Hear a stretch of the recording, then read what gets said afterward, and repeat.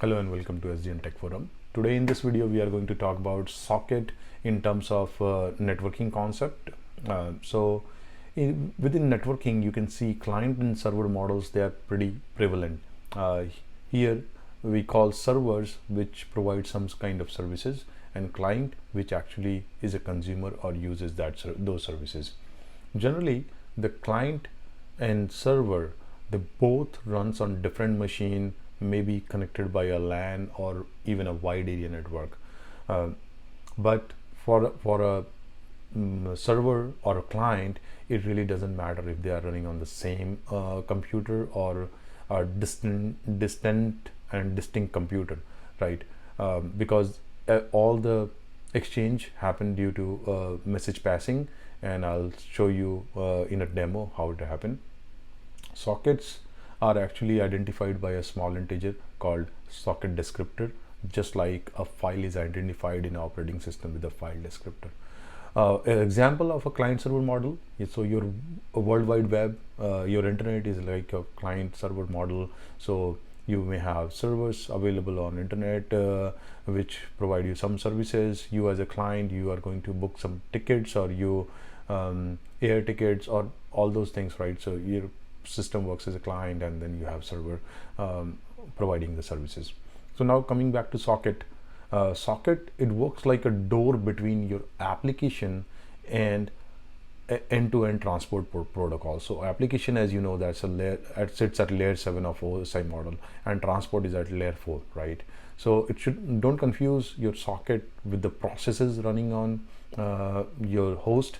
It actually sit between the processes and transport layer. So if you have process here, application which is identified by a process on your machine, and then you have TCP UDP as a transport layer. So socket actually sits in between them. So it interface with app processes, take data, pass it down to the transport layer, and vice versa. It also gives you buffering capability, and as I mentioned, it is identified by a small integer called socket descriptor. So what are the different socket types in networking? With respect to the transport services, we have datagram socket interface, for example UDP, and it is classified as sock datagram, socket datagram. So it's for unreliable transport. Then we have stream socket interfaces, which is obviously TCP, because that's our reliable transport protocol, and it says sock underscore stream, so socket stream.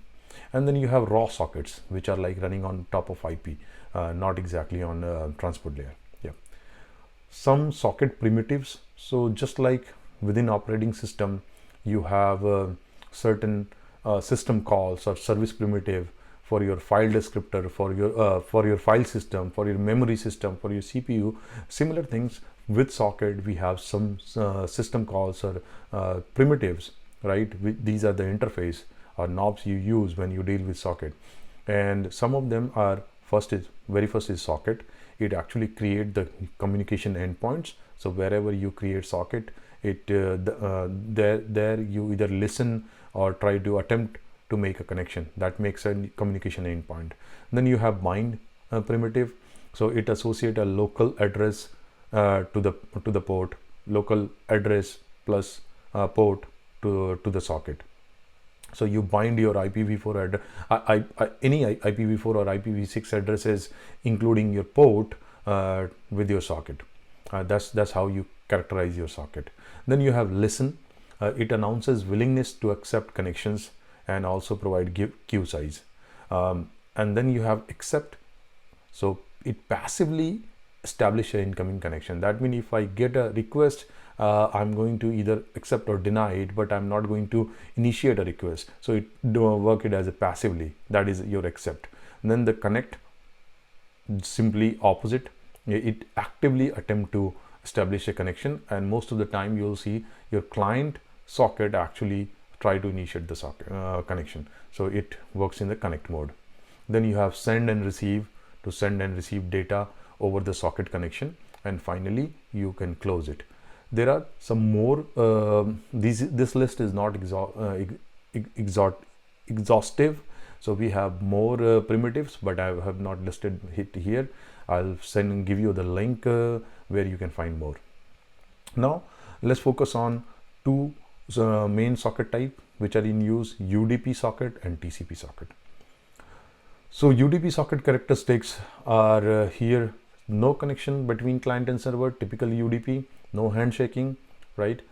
Sender explicitly attaches IP destination address and port number to each packet. So each packet actually carry the full information that where I'm going and what is my port to identify that connection. Receiver need to have this data, so receiver actually extract this information and pass it on, and then use this information to pass on the information to the upper layer. Okay, transmitted data may be lost, delay, or receiver out of order. This is typically UDP, nothing to do with socket itself, right? So while in demo I'm going to use Python as a programming, but by no means I'm making you this is a Python class, or I want you to be a Python expert. We are only going to talk about socket concept, and I want to make you feel comfortable about it. I'm using Python because I feel comfortable with this language, but if you want to use anything else, feel free, like Java or C, right? So this is the first UDP server and client program. So you can see I'm importing socket library. So I'm saying from socket import wildcard, that means import everything. Then you have server, and this is commented, so this is kind of optional, and I'm saying server name. Since this is a server, right, I'm myself a server, either I can give my IP address or I can just keep it blank.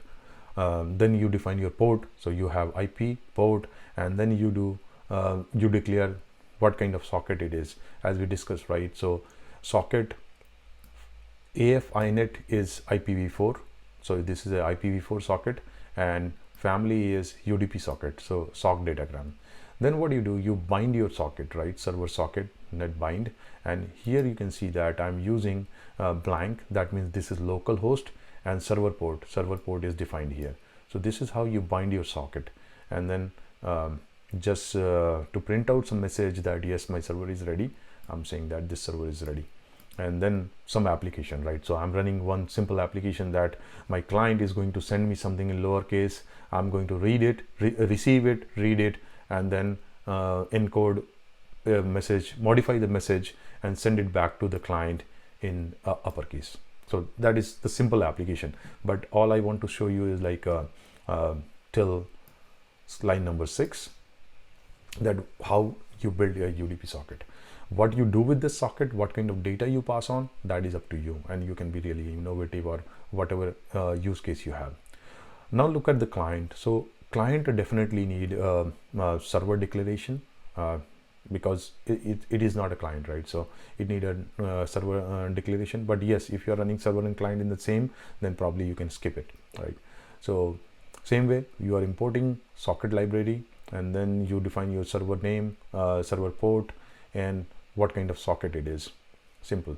You don't need to bind it because it's not server. Then take the input, whatever you want to send. Okay, so this is the input, and then what I'm doing, I'm sending this message send to, you can see I'm using the send to system call or service primitive, and I'm sending this message to server name and server port. So I have to specify server name and server port in UDP. When we talk about TCP, you will see the change in behavior, right? And then once you, so this is about the send to, and then again, obviously, when you connect to server is going to do processing and send you message back. So what do you do with the receiving message? That is here. So if you receive modified message from server address, then what you are going to do, you buffer it here, and then I'm just printing the message, but you can do anything like redirect it to the file or something.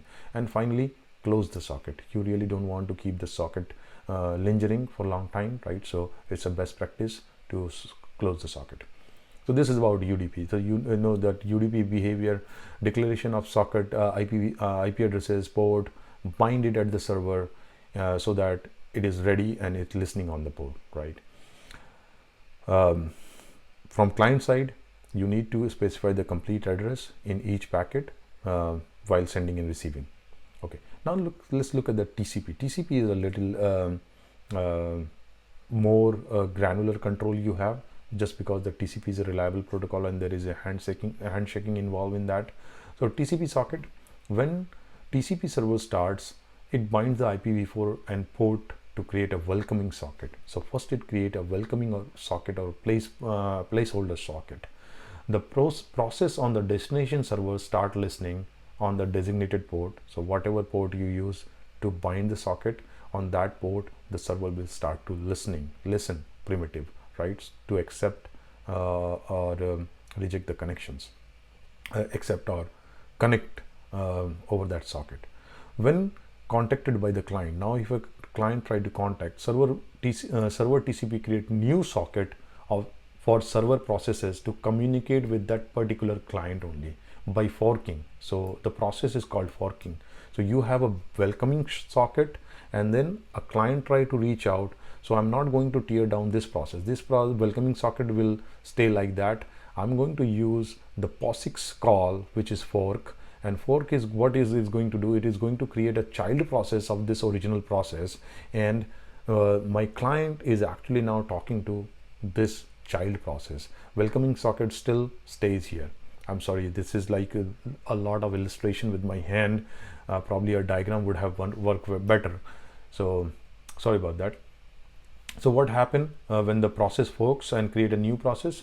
The child is tied to that process, and it allows server to talk to multiple clients, right? So it's not like if one client contacted me, I'm blocked. No, I'm not blocked as long as I have memory and processes. I still have the welcoming socket up and running, so I'm listening, and the more and more client try to talk to me or communicate with me, I'm going to create fork the process and let them bridge, so that at the same time I have multiple connections going on. You can enhance this thing even more with the use of processes, using multi-processes or even threading, right? But we are not dealing with those concepts yet. So simple, what is the TCP socket characteristics? Again, many things is because the transport protocol itself, which is TCP itself. So server process must first be running, and this is true for UDP also. Server must have created a socket that or the welcoming socket, what we discussed, right? So this is exclusively for TCP. Server has a well-known IP address and a port number. Yes, so this is important, right? Because client should know like which IP address or which port I need to send my data to, or send this connect information. So they should have a well-known IP address and port. Server should be able to handle multiple connection. Again, it can do it that by process or threads, right? Server runs in the master process and master socket waiting. Same thing what we talk about the welcoming socket. Once a new request is accepted, a new slave process, I hate to call that, but a new child process actually created to entertain that new request. From client side, client initiate to contact with server. Clients contact server while creating socket, specify the IP address, port number of the server process. Yep. Just a quick note, thread, difference between thread and a process. Thread actually shares the memory map, but processes have their own memory. Just a side note. All right, now let's look at the TCP servers program. Okay, so again, couple of few things are same. You import socket library, and then you define your server IP address. What changes is server socket declaration. So this is a IPv4 socket, but the type is sock stream, and then you do the binding just as what you did in UDP. But the thing what changes here is server socket dot listen. So we are using listen primitive for welcoming socket, and then how to handle the incoming connect request when client actually try to make a connection. That is handled by connection socket. So I'm saying server socket dot accept. That means I am ready to accept the connections, and when the messages are coming, they are going to my receive buffer. I'm going to modify those messages and send them back. Yes, so that's what you can see. The simple programming, that's what we are doing. That okay, I'm listening, I have a welcoming socket. When I see a connect request, I'm going to accept it and then do the data processing. Simple. If incoming data goes my buffer, I do the processing on top of that and then send it back. But one thing is very interesting. When I send back connection socket dot send, I'm only sending the modified message. I'm not sending where it is going, because it's typical TCP, right? You have a TCP handshake, so you know that who you are talking to, and you really don't need the same IP address and port information in each and every packet. That's the major difference. Here you can see I'm just sending modified message, but let's go back and look at the UDP one more time. Here you can see whenever I send it with the client address. Yeah, so that thing is missing in TCP, just because it's a reliable protocol and we do a handshake. Okay, from TCP client side, coming back to TCP client, you need to know your server name, server port, bind it, declare it as a sock stream, and then try to connect client socket dot connect, because I want to actively connect it. Once I have the connection, then I'm going to send my data, and then I'll receive data, put it in my receive buffer, and I want to print that message. So the message will be printed. Some validation while we do TCP run, we'll do some validation that if we are if our server is listening on that particular port, and when TCP handshake happen, what goes on in the background, that will also I'll show you with respect to Wireshark or T-Shark. We can also do TCP dump, but my NIC is like probably too busy, so a T-Shark will be friendly output, will give us a friendly output. Now demo time. All right, let's go back to demo. So I have my server here, and this is my server, this is also server. Lower screen I'm going to use for debug, but on upper screen I'm going to run a server program, and this side I have the clients. So I'll start the server first.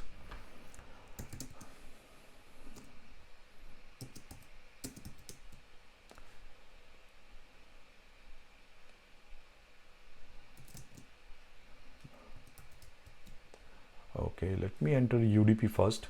Okay, so I'm going to say Python, and obviously my code is written in Python 3, that's why I'm saying Python 3, since I have both the implementation here on my UDP server.py. So same program, my server is ready. Let's see. Sudo netstat. Since it is UDP, I'm using U, and my port number is 7735.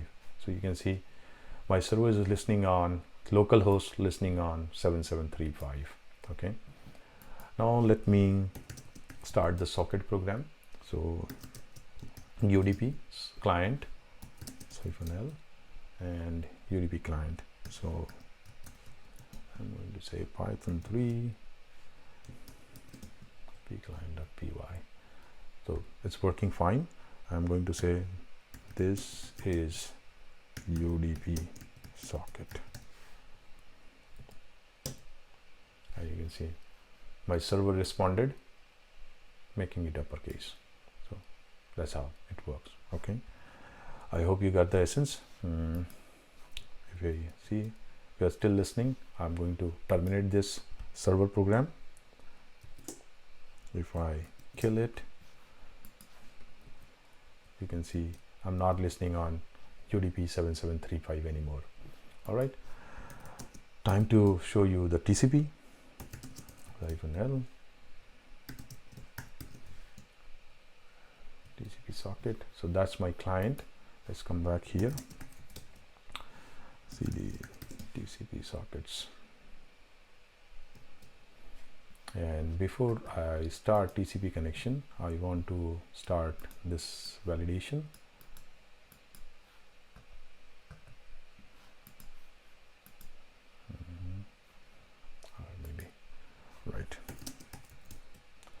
So let me start the TCP server socket. Python 3 TCP server. So I have two server new because some formatting issue.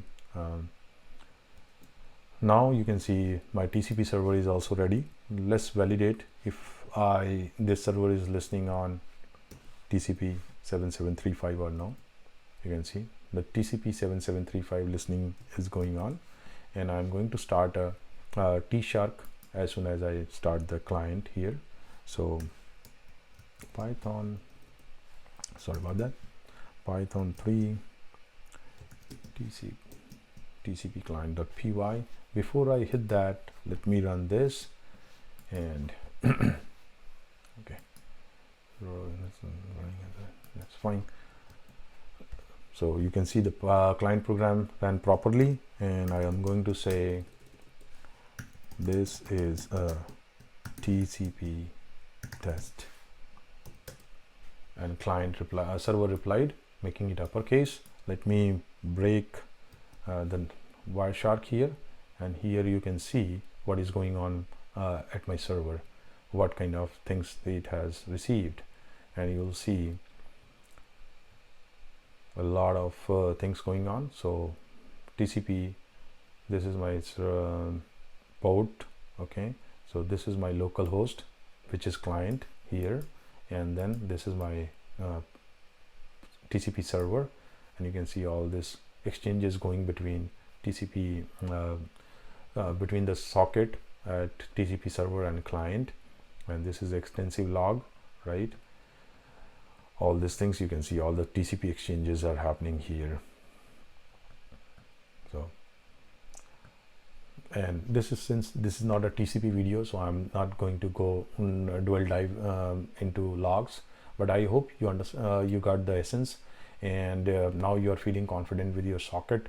For programs, if you want my Python program, I'm going to provide the link into description. Now SDN Tech Forum YouTube channel has got their own website, so feel free to visit www.sdntechforum.com and look for this blog.